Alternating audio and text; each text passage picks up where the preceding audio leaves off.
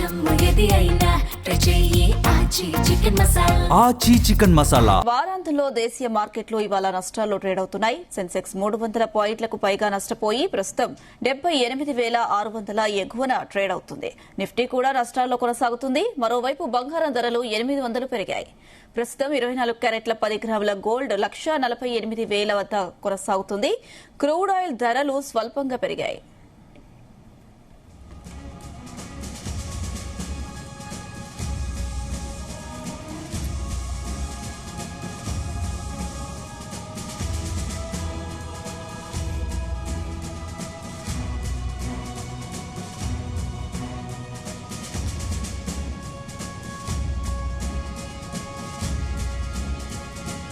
వారాంతంలో దేశీయ స్టాక్ మార్కెట్లు ఇవాళ నష్టాల్లో ట్రేడ్ అవుతున్నాయి. సెన్సెక్స్ 300 పాయింట్లకు పైగా నష్టపోయి ప్రస్తుతం 78,600 ఎగువన ట్రేడ్ అవుతుంది. నిఫ్టీ కూడా నష్టాల్లో కొనసాగుతుంది. మరోవైపు బంగారం ధరలు 800 పెరిగాయి.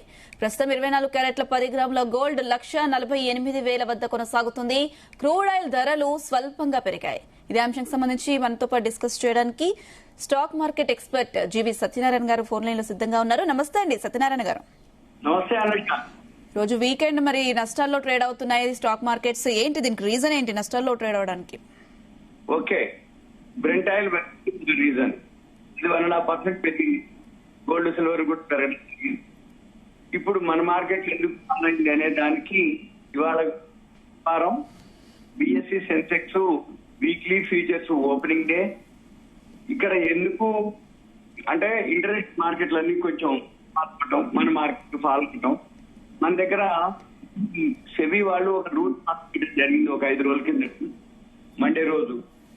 ఆ అడ్జస్ట్మెంట్ 3:15కే మార్కెట్ క్లోజ్ అయితే ఎఫ్ఎండ్ఓ అవి ఈక్విటీ ఎఫ్ఎండ్ 3:15 క్లోజ్ అయినాక ఏఎస్ అంటారు. అంటే ఆ అడ్జస్ట్మెంట్ కోసం అసలు వాల్యూని క్యాల్కులేట్ అది చాలా మందికి ఇంకా ఉండటం ఫాలో కాకపోవటం 3:15 దాకా ఒక మాదిరి ఉండి ఒక్కసారిగా 1/2 గంట తర్వాత 3:15 తర్వాత చేంజ్ అవటం, వీటన్నిటికి కొంచెం దూరంగా ఉండే అవకాశాలు ఉంటారు ఇన్వెస్టర్లు ట్రేడర్లు. నెక్స్ట్ ఇప్పుడు ఏదైతే ఉందో మార్కెట్ గుడ్ న్యూసే. మార్కెట్ గుడ్ న్యూస్ ఏంటిది అంటే నిన్న మన అండర్ క్యాబినెట్ లో అప్రూవల్ చేయడం జరిగింది. అదేంటిది అంటే ఇప్పుడే మన రీటు అంటే రియల్ ఎస్టేట్ ఇన్వెస్ట్మెంట్ వీటిల్లో ఇన్వెస్ట్మెంట్ ట్రస్ట్ అంటే రియల్ ఎస్టేట్ కి సంబంధించిన వాటిల్లోనే ఇన్వెస్ట్ చేసే వాళ్ళకి ట్యాక్స్ బెనిఫిట్స్ ఇవ్వడం జరిగింది. ఇది చిన్న మదుపరుల ఫండ్స్ లోకి ఎక్కువ వెళ్ళే అవకాశాలు ఉన్నాయి. ఈ రీడ్స్ ఇన్వెస్ట్మెంట్ డివిడెండ్స్ పై ఏదైతే ఉందో వాటికి పన్నులు ఇది మెయిన్ అనమాట. నిన్న ట్యాక్స్ ఇతర చట్టాల బిల్లు 2026కు ఆమోదముద్ర చేయడం జరిగింది. దీంతో ఏదైతే ఫారెన్ ఇన్స్టిట్యూషనల్ ఇన్వెస్టర్స్ ఏవైతే ఉన్నారో ఆ ఆదాయ పన్ను సవరణలో అడ్జస్ట్మెంట్ దీంతో చిన్న మదుపరులకి బెనిఫిట్ అయింది. అది పాజిటివ్ న్యూస్. మార్కెట్ లో బౌన్స్ బ్యాక్ అయింది. రిజల్ట్స్ రిజల్ట్స్ వచ్చినాయి, బాగానే ఉంది. ఇంకా రాబోయే ఇంకా సుమారుగా 3,500 దాకా రావాలి. ఇంకొక వారం రోజుల్లో వచ్చేస్తే లోపల ఇంకేమన్నా అడ్జస్ట్మెంట్ ఉండి పెరగడం జరుగుతుంది. ఈ మెయిన్ ఈ అడ్జస్ట్మెంట్ అనమాట. అంటే ఈ ట్యాక్స్ కోసం ఏదైతే ఉందో రియల్ ఎస్టేట్ ఇన్వెస్ట్మెంట్ ట్రస్ట్ అంటారు, ఇన్ఫ్రాస్ట్రక్చర్ ఇన్వెస్ట్మెంట్ అంటారు. ఈ రెండింటికి సంబంధించింది. దాంతో పెట్టుబడిదారులు ఏదైతే ఈటీఎఫ్ అనుకోండి అవన్నీ బాగా పెరిగే ఏది రియల్ ఎస్టేట్ కి సంబంధించింది. ఈ రియల్ ఎస్టేట్ కి సంబంధించింది ఆటోమేటిక్ గా ఉండటం వల్ల మార్కెట్ పాజిటివ్ లోనే ఉంటాయి. ఈ రియల్ ఎస్టేట్ లో మనం చిన్న మొత్తాలు ఎవరైతే ఇన్వెస్ట్ చేయదలుచుకుంటారో వాటికి డైవర్ట్ అవడం బెటర్ అన్నమాట.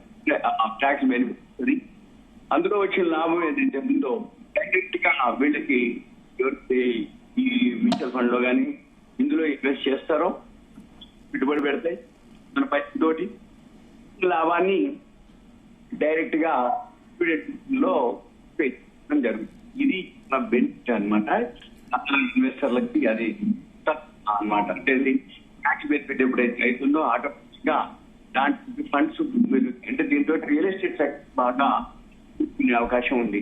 రియల్ ఎస్టేట్ లో షేర్ కొనుక్కోవడం ఇన్వెస్ట్మెంట్ ట్రస్ట్ లో అనేది ఓకే మంచిగా అదే తోటి మార్కెట్ బౌన్స్ బ్యాక్ అయ్యే అవకాశం కనపడుతుంది. ఇంకొకటి ఈ శుక్రవారం ఫ్రైడే ఇది ఇవాళ ఓపెనింగ్ డే సిక్స్టీ పోతాడు పూట మధ్యాహ్నం తర్వాత మళ్ళీ చెప్తుందా కంటిన్యూ అని చూడ ఈ అమెరికా ఇరాన్ వార్ నడుస్తూనే ఉంది. ఆ వార్ తోటి ఇక్కడ మళ్ళీ బ్రెంట్ పెరగడంతో ఈ మార్కెట్ లో నెగిటివ్లోకి వెళ్ళడం జరిగింది. దీంతో మళ్ళీ ఎక్కడో ఒక దగ్గర కరెక్షన్ బాగా పెరిగింది కాబట్టి 3-4 రోజుల్లోంచి బాగా పెరిగింది కాబట్టి ఓకే ఇది జరగదు కూడా ఎందుకంటే మన మార్కెట్ 3 బాగా క్లోజ్ అయిపోయింది. ఈ గోల్డ్ సిల్వర్ మార్కెట్ నుంచి నైట్ 11:30 దాకా ఉంటాయి అది ఎక్కడో ఒక దగ్గర జరిగే అవకాశాలు. ఎవరైతే ఇన్వెస్ట్ చేద్దాం అనుకుంటాం ఓకే నో ప్రాబ్లం. ఇప్పుడు ఎవరైతే షేర్ లో ఇన్వెస్ట్ చేద్దాం రియల్ ఎస్టేట్ సంబంధించిన షేర్లు okay, mutual funds okay, investment trust of India వాటిలో మ్యూచువల్ ఫండ్స్ ఉన్నాయి. వాటిలో ఇన్వెస్ట్ చిన్న మొత్తాలైనా ఇది ఇప్పుడు మనకి బెనిఫిట్ అనమాట. ఈ ఏవైతే ఉన్నాయో హోల్డర్లకి బెనిఫిట్ వస్తుంది కాబట్టి ఏదైతే వస్తుందో అది ఇన్కమ్ ట్యాక్స్ ఎగ్జిబిషన్ కాబట్టి పాత విధానం ఏదైతే ఉందో 10% ఉంది.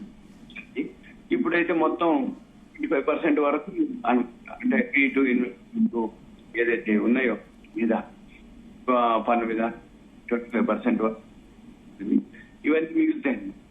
అయితే ఇది డివిడెండ్ ఏదైతే వస్తుందో వాళ్ళకి ఈ డివిడెండ్ పైన బాగా అయ్యే అవకాశాలు వాటిలోకి ఫండ్స్ వస్తాయి కాబట్టి గట్టిగా మళ్ళీ కొత్త అకౌంట్లు కొత్తగా ఫండ్స్ వస్తాయి కాబట్టి మార్కెట్ చూడే అవకాశాలు కనిపిస్తున్నాయి నాకు.